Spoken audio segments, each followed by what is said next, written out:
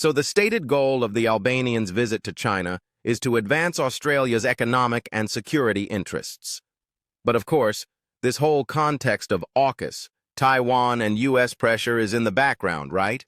And speaking of AUKUS, for those who don't remember, that's the pact where the United States and the United Kingdom help Australia develop nuclear submarines.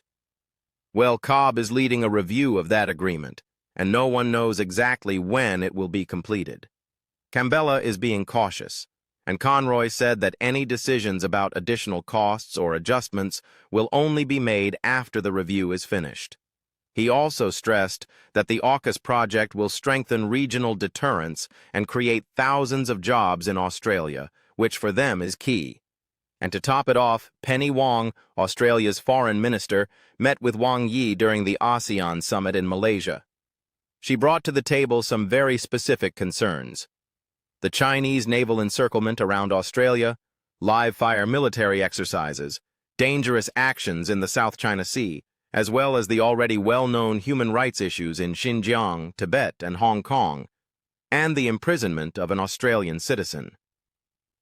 Well, shifting the focus to the Middle East, Iranian Foreign Minister Abazarak said Saturday, that any attempt to reimpose UN sanctions on Iran would mean the end of Europe's role in the nuclear dossier.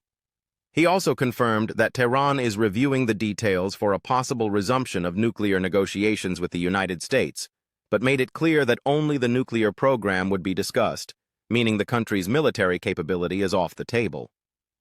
Last week, Iranian President Pezeshkian signed a law requiring Supreme National Council approval for any new inspections of nuclear facilities by the United Nations body.